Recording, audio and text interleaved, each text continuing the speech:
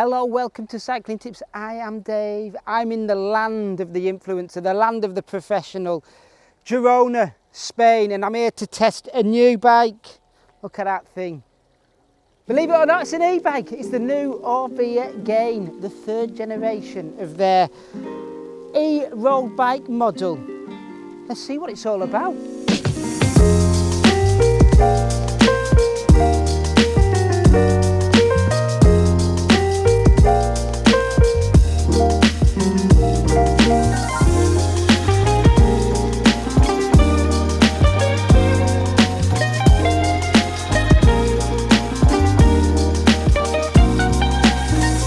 Alright, before we get out on the bike and talk about how it rides, I've got the man here behind the bike, Road Product Manager Joseba. Hello. Hello, Dave. There he is, as if we haven't met. Okay, my man, tell us about the new Gain. This is the third generation, isn't it? This is the third generation of Gain. This is our e-road bike, and this is a bicycle you would never would like to stop riding. I think you're right there. Definitely. Now, you're coming at this bike a different way to a lot of brands, aren't you? You're saying it is, hang on, what's it? The many faces of joy.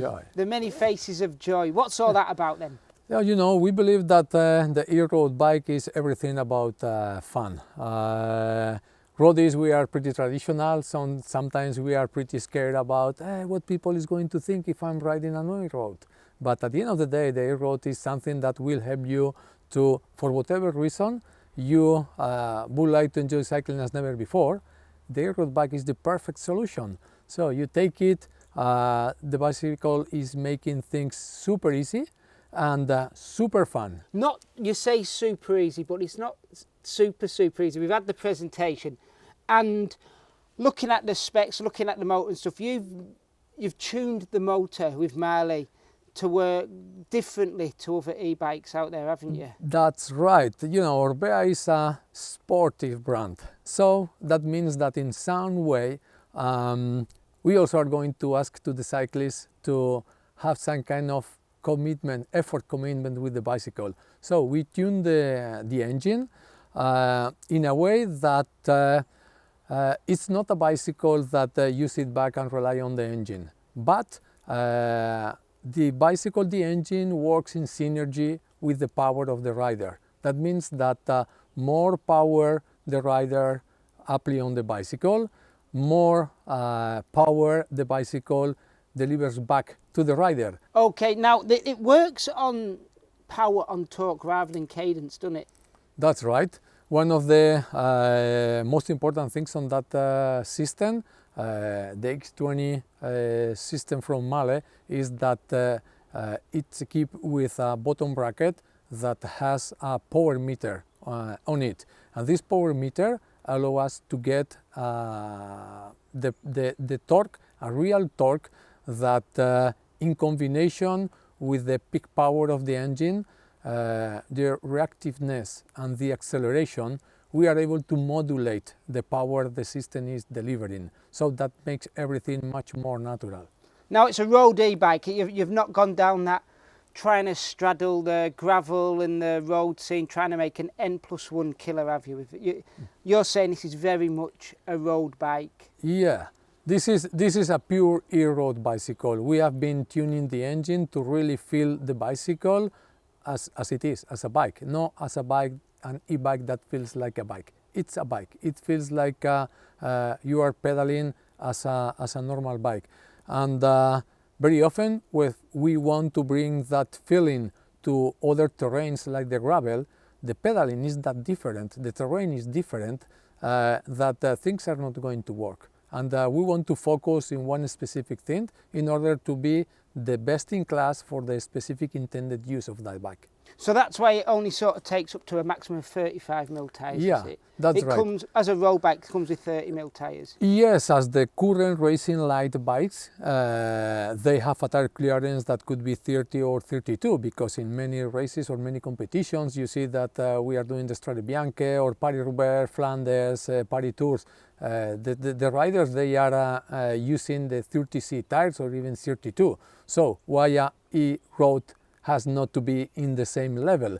So we think that in cases you want to go out of the traffic, out of the main road, Yeah. you could install some 35 light gravel tires, and you could go for that gravel sections, easy sections, where the bicycle still is going to give you a lot of fun and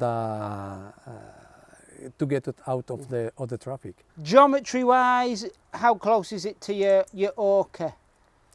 Or is it closer to an Avant, something like that? Let's say that it's more an endurance geometry, still in terms of chain length, wheelbase, and all that numbers of the geometry that means or are related with the reactivity and responsiveness of the bicycle is pretty similar of the Orca, but in terms of ergonomic, stack, reach, the trail is much more towards an endurance geometry, making the bicycle much more friendly and much more comfortable. Hello people, update for you, news flash. Now product launches don't always go according to plan, and well, when I arrived I got ill, got food poisoning, allergy to something, so I didn't get out on the bike yesterday. I didn't get out and do 100 Ks with the rest of the journalists, which upset me a lot. But I have today. Let's get out and show you what it's all about.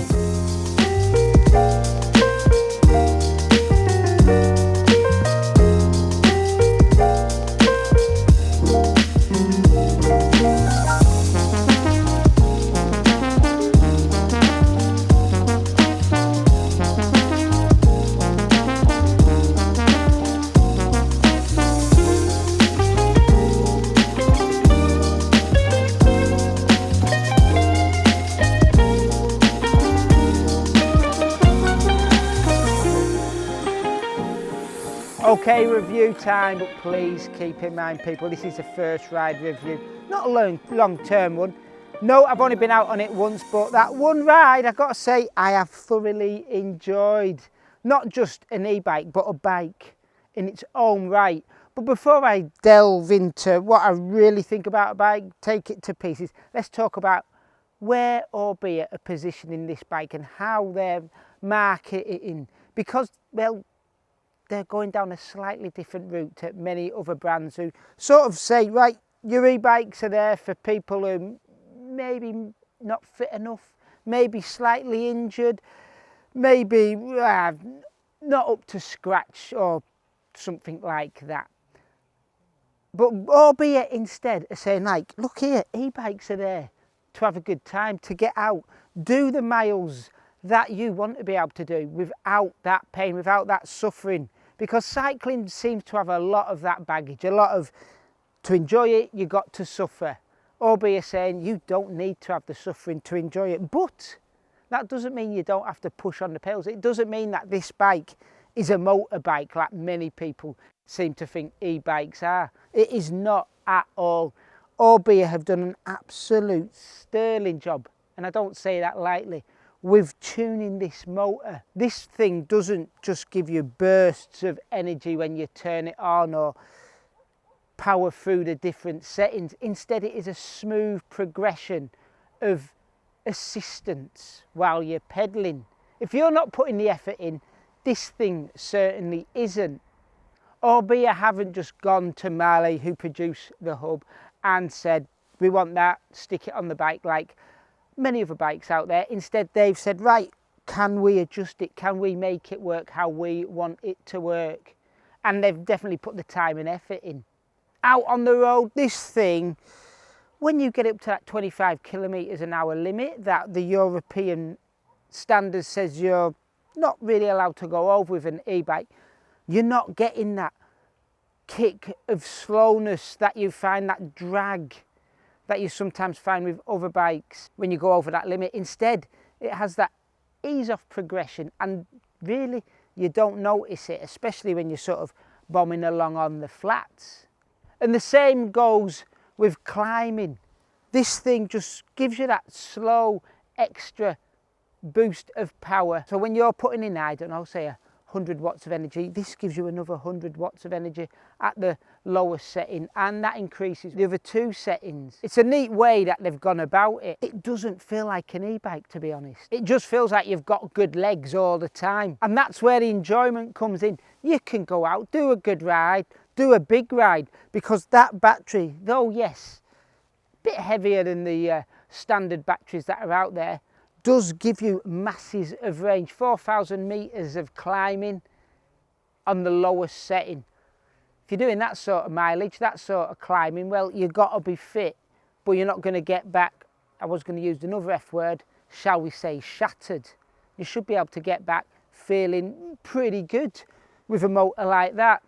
As for the ride quality, yes, it's heavy, but you don't really feel it, apart from on the rougher stuff, because that weight does sort of keep it very seated on the ground. It's not going to bounce about a lot, but luckily with the 30mm tyres, it does soak up a bit of the rougher stuff. On the flat, on the smoother surface, you don't really notice it. Downhill, you are going to notice that weight in the back end, especially on the more whippier corners, because yes, the front end's a lot lighter. And again, I'm guessing if it's a bit windy, the front might be a little bit lively compared to the back if you're getting a crosswind. I'm a big fan of the road bars that we used. The gravel bars that I used, personal preference, not my favourite, but these bars, great. As a road bike, this thing sings along. It is probably, no, definitely my favourite e-road bike that I've tested in a long time. There we have it, a bike that I really like. Got to say, Orbea have done an absolute wonderful job on this one. Yes, it's an e-bike. Yes, it's got a motor. Yes, you can join the conversation below, but if you're going to say stuff about it's a motorbike, don't bother. E-bikes are there for a lot of reasons. A lot of people can use them. Hell, I wouldn't have been able to get out today with being sick yesterday on a normal bike and got in the miles that I did. Join the conversation below. Give us a like, give us a subscribe, and until next time, thank you for watching and enjoy your riding.